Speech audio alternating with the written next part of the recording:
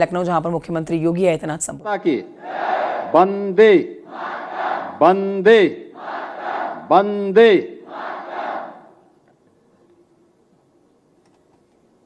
छात्रवृत्ति वितरण के आज के इस कार्यक्रम में मंच पर उपस्थित उत्तर प्रदेश सरकार में मंत्रिमंडल के मेरे सहयोगी, पिछड़ा वर्ग कल्याण और दिव्यांगजन सशक्तिकरण विभाग के मंत्री श्री नरेंद्र कश्यप जी, समाज कल्याण विभाग के मंत्री श्री असीम अरुण जी, अल्पसंख्यक कल्याण वक्फ और हज विभाग के राज्य मंत्री श्री दानिश आजाद अंसारी जी, समाज कल्याण अनुसूचित जाति और जनजाति कल्याण विभाग के राज्य मंत्री श्री संजीव गौड़ जी, अनुसूचित जाति जनजाति आयोग के अध्यक्ष श्री बैजनाथ रावत जी, लखनऊ की महापौर श्रीमती सुषमा खड़गवाल जी, राज्यसभा के माननीय सांसद श्री ब्रजलाल जी, विधान परिषद के माननीय सदस्यगण श्री मुकेश शर्मा जी, रामचंद्र प्रधान जी, लालजी प्रसाद निर्मल जी, इंजीनियर अवनीश कुमार सिंह जी और विधानसभा की सदस्य श्रीमती जयदेवी जी, पिछड़ा वर्ग कल्याण, दिव्यांगजन सशक्तिकरण विभाग, समाज कल्याण विभाग, अनुसूचित जाति जनजाति कल्याण विभाग और अल्पसंख्यक कल्याण विभाग से जुड़े हुए हमारे सभी अधिकारीगण और प्रदेश के अलग अलग कोनों से यहाँ पर उपस्थित हमारे प्यारे छात्र छात्राएं, प्रदेश के अलग अलग संस्थानों में उपस्थित वहाँ के सभी प्रधानाचार्यगण, समाज कल्याण विभाग के अधिकारीगण, पिछड़ा वर्ग कल्याण विभाग और अल्पसंख्यक कल्याण विभाग के सभी अधिकारीगण और प्यारे बच्चों, मैं सबसे पहले छात्रवृत्ति वितरण की शुभारंभ के अवसर पर आप सभी को हृदय से बधाई देता हूं और चूंकि शारदीय नवरात्रि चल रही है और शारदीय नवरात्रि के अवसर पर जगत जननी मां भगवती की कृपा से आज यह छात्रवृत्ति वितरण का शुभारंभ हो रहा है, जिसमें 4 लाख से अधिक छात्र छात्राएं अपना स्कॉलरशिप और शुल्क प्रतिपूर्ति प्राप्त कर रहे हैं। अब इस सिलसिला हमने इसलिए शुरू किया है कि जिससे समय से सभी छात्रों को उसकी स्कॉलरशिप और शुल्क प्रतिपूर्ति समय पे प्राप्त हो सके, इसके लिए इसकी शुरुआत करने के लिए मैं स्वयं आज यहां पे आपके बीच आया हूं। यह तो एक शुरुआत मात्र है, एक शुरुआत मात्र है। इससे भी बड़ी संख्या छात्र छात्राओं की है जिनको ये छात्रवृत्ति मिलनी है और छात्रवृत्ति भी बिना किसी हस्तक्षेप के प्राप्त होनी है। आप याद करिए 2017 के पहले, जिसके बारे में असीम अरुण जी, नरेंद्र कश्यप जी, दानिश आजाद जी और संजीव गौड़ जी कह रहे थे, क्या होता था जब कोई व्यक्ति छात्रवृत्ति वितरण करता था तो छात्र के पास छात्रवृत्ति नहीं पहुंच पाती थी, मनमाना होता था। जो छात्रवृत्ति सितंबर अक्टूबर में प्राप्त होनी चाहिए और छात्रवृत्ति मार्च अप्रैल तक पहुंच पाती थी और उसमें भी भेदभाव होता था। 2016 में अनुसूचित जाति जनजाति की छात्रों की छात्रवृत्ति ही नहीं दी गई। जब 17 में हमारी सरकार आई तो मैंने एक साथ 17-18 की भी और 18-19 की भी छात्रवृत्ति, 16-17 की भी और 17-18 की भी छात्रवृत्ति एक साथ प्रदेश भर के सभी बच्चों को उपलब्ध करवाई थी, जिससे वे सभी बच्चे जो इसके हकदार थे उनको छात्रवृत्ति प्राप्त हो सके। अभी आपने देखा होगा असीम अरुण जी ने जो कहा, हमारे कुछ जनपदों में मुझे शिकायत मिली थी कि अनुसूचित जाति जनजाति से जुड़े हुए छात्रों की छात्रवृत्ति कुछ संस्थाओं ने डाटा अपलोड न करने के कारण वह छात्रवृत्ति उन्हें प्राप्त नहीं हो पाई और डाटा लॉक हो गया। हम आज उस पर निर्णय करने वाले हैं और उन सभी छात्रों को जिनकी संख्या 5 लाख के आसपास है उनको स्कॉलरशिप देने की व्यवस्था कर रहे हैं। उसके लिए पैसा तैयार कर लिया गया है और मुझे लगता है कि दीपावली के पहले पहले उन छात्रों को भी स्कॉलरशिप जो गत वर्ष की बची हुई थी, और ये केवल न केवल छात्रवृत्ति मिल रही बल्कि जिन लोगों की गलती से वह छात्रवृत्ति नहीं मिली थी उनकी भी जवाबदेही उसमें तय हो रही है कि आखिर वे छात्र इससे वंचित कैसे। क्योंकि हम लोगों ने एक चीज को देखा है और दुनिया के अंदर भी इन बातों पर विशेष ध्यान दिया जाता है। खासतौर पर हर व्यक्ति इस बात को जानता है कि आर्थिक प्रगति का जो पैमाना है वह शिक्षा से शुरू होती है, बेहतर शिक्षा से शुरू होती है। सस्टेनेबल डेवलपमेंट गोल, सतत विकास के लक्ष्यों को प्राप्त करने में भी शिक्षा की एक बड़ी भूमिका है और दुनिया के अंदर जहां भी वंचित तबका है, जहां भी व्यवस्था से उपेक्षित तबका है, अगर उन्हें विकास के लक्ष्यों को प्राप्त करना है तो सबसे पहली प्रायोरिटी होती है शिक्षा। और शिक्षा में उन वंचितों को स्कॉलरशिप और शुल्क प्रतिपूर्ति की व्यवस्था के साथ जोड़ करके उत्तम और बेहतरीन शिक्षा के माध्यम से उनके विकास के मार्ग को प्रशस्त करना, उनकी प्रतिभा का लाभ विकास की योजनाओं में लेना, ये दुनिया के अंदर भी है और पिछले 11 वर्षों में प्रधानमंत्री मोदी जी के नेतृत्व में हमने भारत के अंदर भी देखा है। आप याद करिए, हमारा ही देश है जिसने शिक्षा के अधिकार को एक मौलिक अधिकार बनाया। आरटी के तहत हर छात्र स्कूली शिक्षा प्राप्त कर सके, यह अनिवार्य किया गया।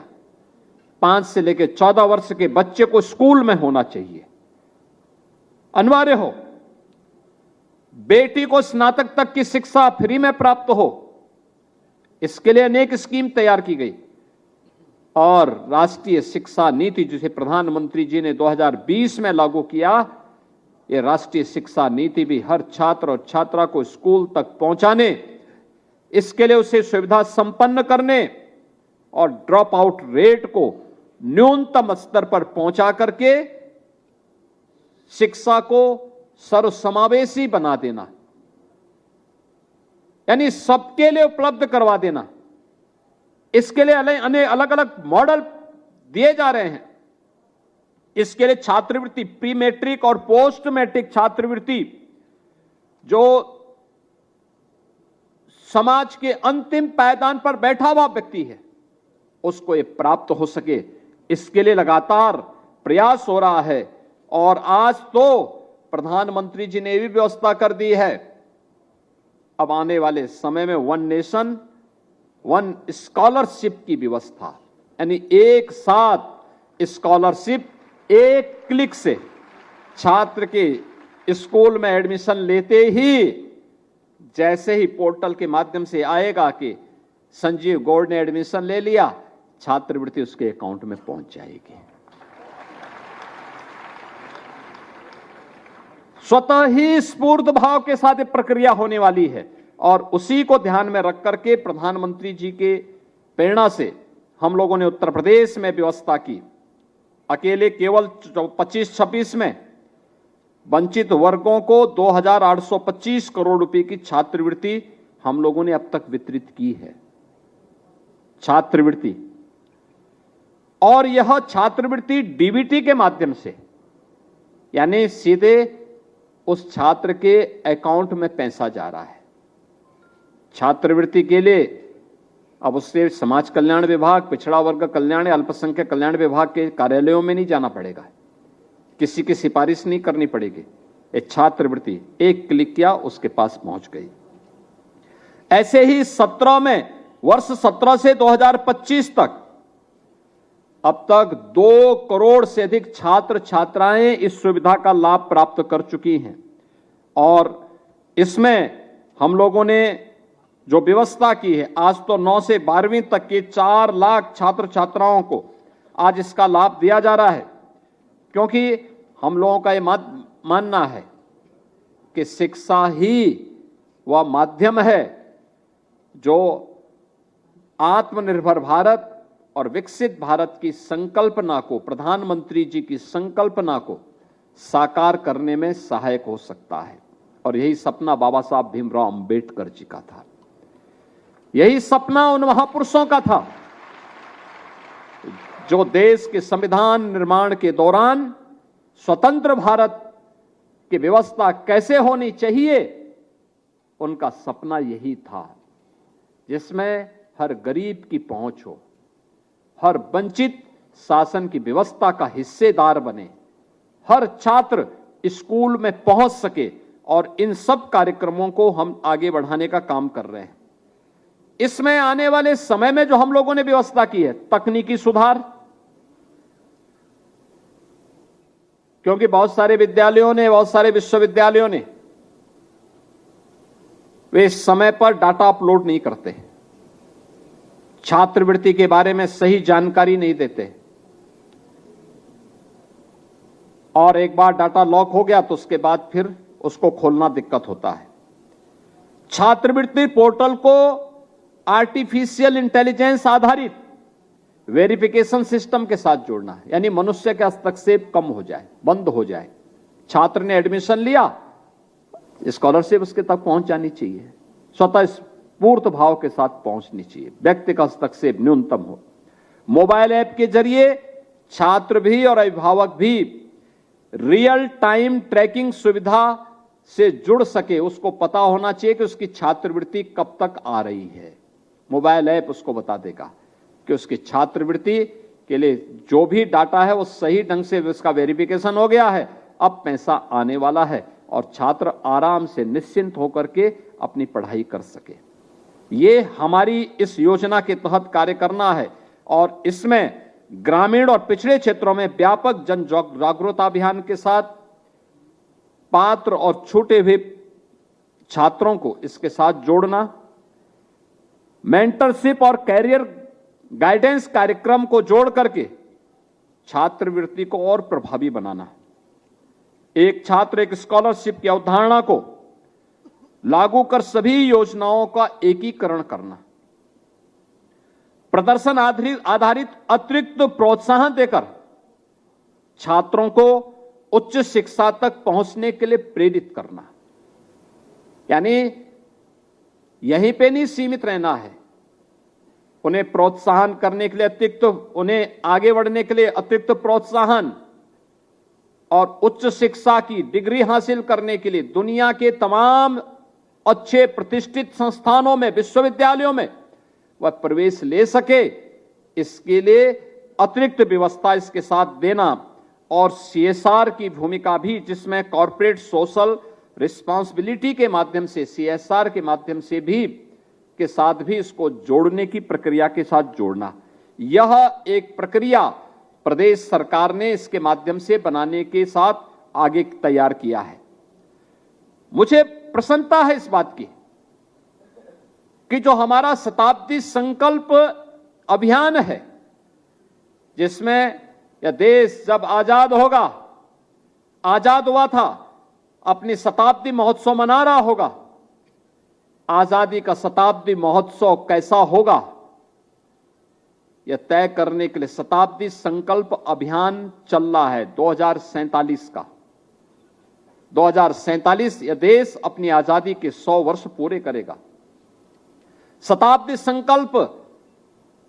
का जो अभियान है हमारा कैसे होना चाहिए, इस शताब्दी संकल्प के साथ 2047 के साथ हम सब जुड़ सकें, उस संकल्प के लिए विकसित भारत का विकसित उत्तर प्रदेश होना चाहिए, आत्मनिर्भर भारत का आत्मनिर्भर उत्तर प्रदेश होना चाहिए। और उस अभियान को आगे बढ़ाने के लिए जो सरकार ने व्यवस्था की, मुझे उसके बारे में बताना है। खासतौर पर समाज कल्याण विभाग द्वारा अनुसूचित जाति जनजाति के छात्रों को और सामान्य छात्रों को जो कक्षा 9 से 12वीं तक के आज के इस कार्यक्रम में हम लोग जिन 4 लाख छात्रों की सुविधा उपलब्ध करवा रहे हैं पहले चरण में, इसमें 1,12,000 छात्र प्रथम चरण में आज छात्रवृत्ति प्राप्त कर रहे हैं। पिछड़ा वर्ग कल्याण विभाग के 2.5 लाख से अधिक छात्र छात्राएं हैं और अल्पसंख्यक कल्याण विभाग के 25,000 छात्र छात्राएं आज इस सुविधा का लाभ यहां प्राप्त कर रहे हैं। 17-18 से वित्तीय वर्ष 24-25 तक अनुसूचित जाति जनजाति के 1,23,00,000 छात्र छात्राओं को 13,201 छात्र छात्राओं को इसके माध्यम से 9,150 करोड़ रुपए के धनराशि उनको वितरित की गई, यानी पैसा डीबीटी के माध्यम से उनके अकाउंट में भेजा गया। और 17-18 से लेकर के 24-25 में सामान्य वर्ग के 58,90,000 छात्र छात्राओं के लिए भी 5,945 करोड़ रुपए उनके अकाउंट में भेजने की व्यवस्था की गई। इसके साथ ही पिछड़ा वर्ग कल्याण विभाग में 16-17 से लेकर के अब तक जो व्यवस्था की गई, 16-17 में 17-18 में 1,648 करोड़ 91 लाख रुपए, 18-19 में 1,883 करोड़ 96 लाख रुपए, वर्ष 2019-20 में 1,887.29 करोड़ रुपए और 2020-21 में 1,505 करोड़ 53 लाख रुपए, 2021-22 में 1,581 करोड़ 92 लाख रुपए 42 लाख रुपए और 23-24 में 1,800 करोड़ 1,813 करोड़ 97 लाख रुपए और 23-24 में 2,608 करोड़ 13 लाख रुपए, 2024-25 में 2,861 करोड़ 38 लाख रुपए और 25-26 में हम 3,124 करोड़ 45 लाख रुपए, यानी 17-18 में हम स्कॉलरशिप देते थे 1,648 करोड़ और आज 25-26 में स्कॉलरशिप दोगुनी हो चुकी है, लगभग यानी 3,124 करोड़ 45 लाख रुपए का वितरण अनुसूचित पिछड़े वर्ग के छात्रों को उपलब्ध करवाने की कार्रवाई की जा रही है। यानी यह बताता है कि सरकार के द्वारा लगातार इस राशि में वृद्धि करते हुए उन छात्रों को इस योजना के साथ जोड़ने का कार्य भी हुआ है और इसके माध्यम से तमाम प्रकार की हम लोगों ने व्यवस्था के साथ उसे जोड़ने का काम किया है, जिसके माध्यम से तकनीक का बेहतर उपयोग करना, आर्टिफिशियल इंटेलिजेंस के माध्यम से वेरिफिकेशन की कार्रवाई को आगे बढ़ाना, डीबीटी के माध्यम से छात्रों के अकाउंट में पैसा सीधे जाए, बीच में कोई भी हस्तक्षेप किसी का न हो, यह व्यवस्था उसके साथ जोड़ने की कार्रवाई की गई है। और परिणाम क्या है कि प्रदेश के अंदर हम लोग आज पिछड़े वर्ग के ही छात्रों को देखेंगे तो 2,53,457 छात्र छात्राओं को पिछड़े वर्ग के 13,535 करोड़ रुपए से की अधिक राशि 17-18 से 24-25 के बीच में वितरित हुई है। यानी सरकार इस मामले में लगातार पूरी प्रतिबद्धता के साथ कार्य कर रही है और इस कार्यक्रम के साथ हर छात्र छात्रा को जोड़ने का काम कर रही है। इसके लिए सरकार ने 16-17 से एक और व्यवस्था बनाई है कि पिछड़े वर्ग के छात्र छात्राओं के लिए कंप्यूटर प्रशिक्षण की व्यवस्था को भी 11 करोड़ से बढ़ाकर के 35 करोड़ रुपए की है। इसी के साथ छात्रावासों के अनुदान के लिए भी धनराशि की व्यवस्था की है और प्रदेश के अंदर अन्य कार्यक्रमों के साथ ही हम लोगों ने अल्पसंख्यक कल्याण से छात्रों के लिए भी, उनके छात्रों के लिए भी ये सभी प्रकार की व्यवस्थाएं प्रदेश के अंदर की हैं, जिसके माध्यम से वे सुविधा का लाभ ले सकें, अच्छी पढ़ाई कर सकें। मैं एक बात आप सबसे जरूर कहना चाहूंगा कि बाबा साहब भीमराव अंबेडकर इस बात को लेकर बराबर चिंतित रहते थे। वे कहते थे कि भाई देखिए, जब तक हम पढ़ाई नहीं करेंगे, अच्छी शिक्षा नहीं लेंगे, तब तक किसी भी प्रकार की सरकार का अनुदान हमारा कल्याण नहीं कर सकती। केवल सरकार पर आश्रित रह करके नहीं, सरकार की सुविधाओं का बेहतर उपयोग करते हुए एक स्वस्थ प्रतिस्पर्धा के लिए अपने आप को तैयार करना है। आप मुझे बताइए, क्या बाबा साहब भीमराव अंबेडकर को या उन महापुरुषों को जिन्होंने समाज को एक नई दिशा दी, लोग पुरुष सरदार वल्लभ भाई पटेल हों या वे सभी महापुरुष जिन्होंने अपनी मेहनत से, अपनी प्रतिभा से समाज को एक नई दिशा दी, क्या वे किसी के अनुदान पर पड़े बढ़े थे? नहीं, उन्होंने अपनी मेहनत से, अपने पुरुषार्थ से, अपने परिश्रम से आज वे समाज के लिए मार्गदर्शक बने हैं, उसको एक नई दिशा देने का काम किए। परिणाम क्या है? बाबा साहब भीमराव अंबेडकर ने कोटि कोटि वंचितों, दलितों, पिछड़ों और समाज के उस हर तबके के लिए वे एक मार्गदर्शक बने हैं। उनका मार्गदर्शन करता हुआ दिखाई देता है। उनका भारत के संविधान निर्माण से लेकर के उनके उस समय के भाषण, उस समय की उनकी बातें आज भी समाज को और दुनिया के अंदर जहां कहीं भी कोई शोषित है, वंचित है, बाबा साहब भीमराव अंबेडकर की बातें उन लोगों के लिए एक नई प्रेरणा है, एक नया प्रकाश है। हम क्यों नहीं आगे बढ़ सकते? हर व्यक्ति में सामर्थ्य है, शक्ति है, हुनर है,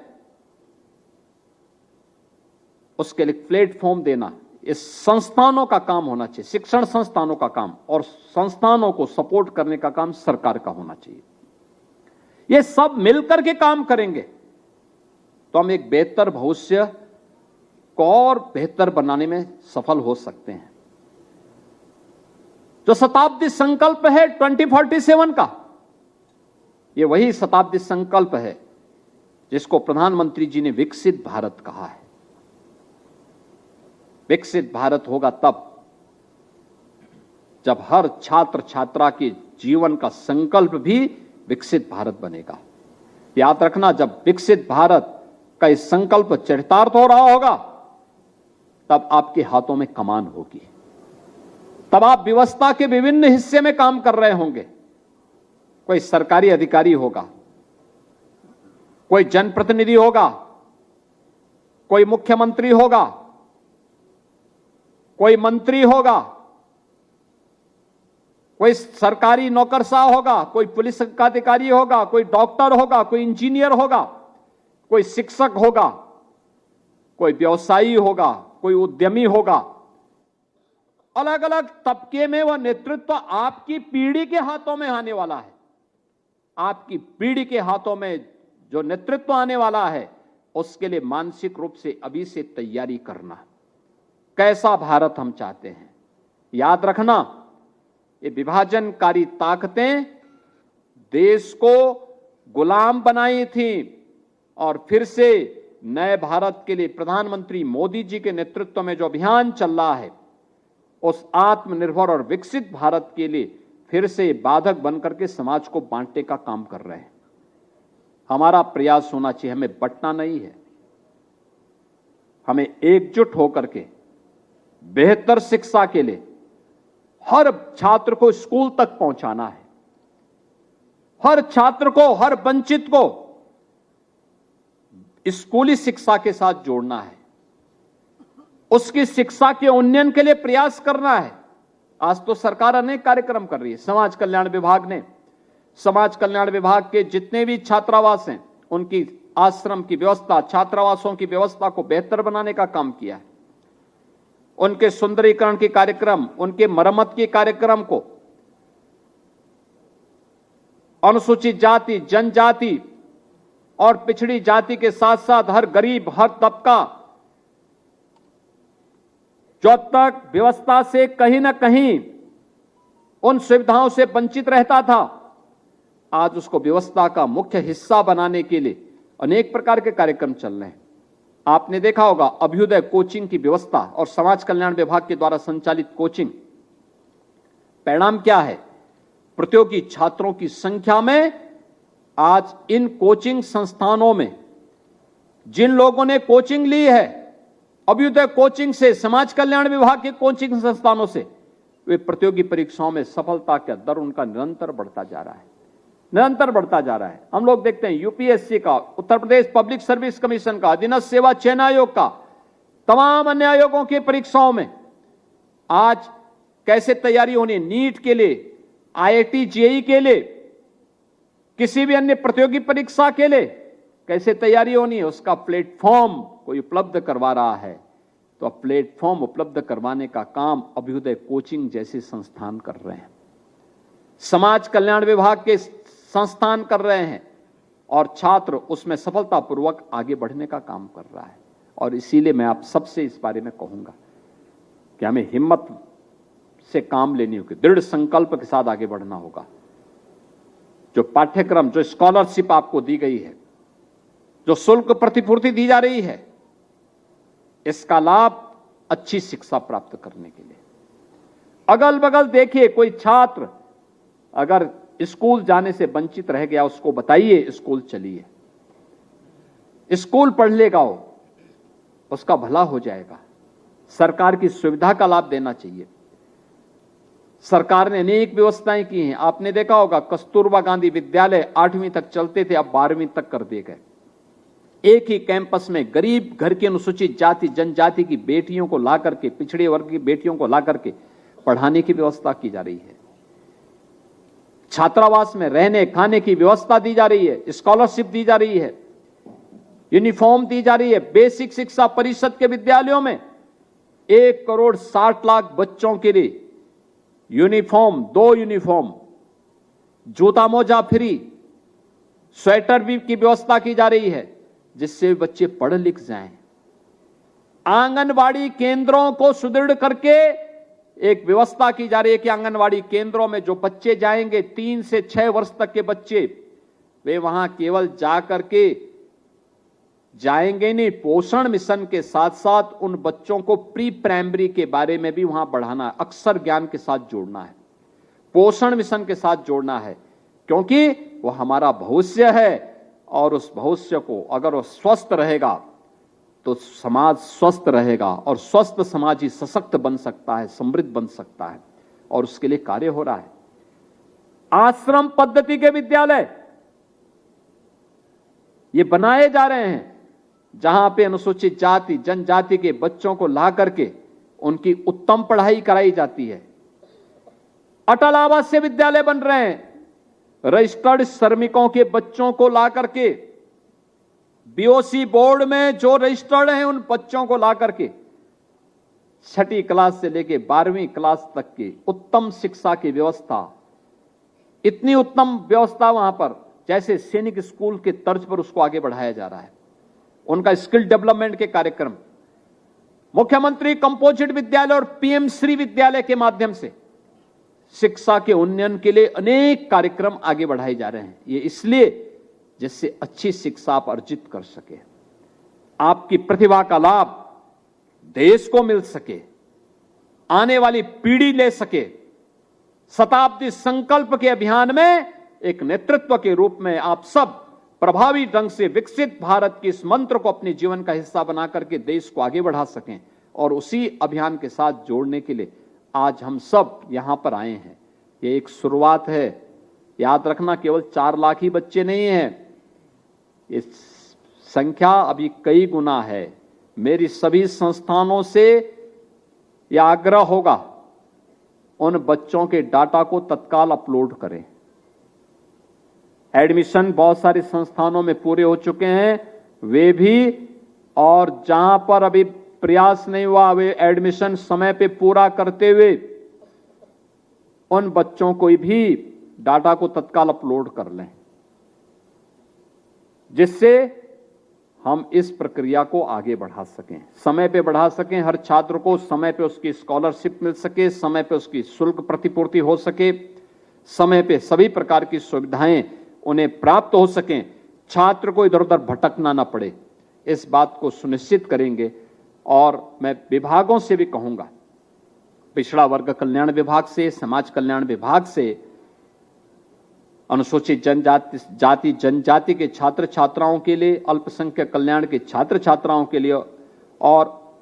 जो सामान्य छात्र छात्राएं वंचित और गरीब तबके के हैं उनके लिए स्कॉलरशिप की जो व्यवस्था है, शुल्क प्रतिपूर्ति की जो व्यवस्था है, इस प्रतिपूर्ति को तत्काल इस प्रक्रिया को पूरा करते हुए एक एक स्तर पर जवाबदेही, इसका आवश्यकता पड़ती तो प्रशिक्षण विश्वविद्यालय महाविद्यालय स्तर पर वर्चुअल हम प्रशिक्षण भी उनको दें, कैसे डाटा अपलोड करना है, और एक एक व्यक्ति को नोडल अधिकारी बना करके उसके माध्यम से इसको हम एक समय सीमा के अंदर प्रारंभ कर सकें। अनुसूचित जाति जनजाति के जिन छात्रों को गत वर्ष स्कॉलरशिप डाटा अपलोड न होने के कारण नहीं मिल पाई है, हमारा प्रयास होना चाहिए कि दीपावली के पहले उनको ये स्कॉलरशिप अवश्य समाज कल्याण विभाग दे देगा। इस विश्वास के साथ मैं आज के इस अवसर पर प्रदेश भर के यहां पर तो उपस्थित सभी छात्रों छात्राओं को, प्रदेश भर के अलग अलग संस्थानों में 4 लाख से अधिक छात्र छात्राएं उपस्थित हैं उनको भी, और साथ साथ जिनको भविष्य में मिलने वाला है उनके डाटा को अपलोड करने के लिए भी आह्वान करते हुए आप सबको मैं शारदीय नवरात्रि और विजयादशमी की मंगल में शुभकामनाएं देता हूं और विश्वास करता हूं हम विभाजनकारी ताकतों के नहीं बल्कि समाज को एकजुट करने और राष्ट्र को मजबूत प्रदान करने वाले इस अभियान का हिस्सा बनेंगे। इस विश्वास के साथ आप सबके प्रति मैं अपनी शुभकामनाएं देता हूं। धन्यवाद। जय हिंद।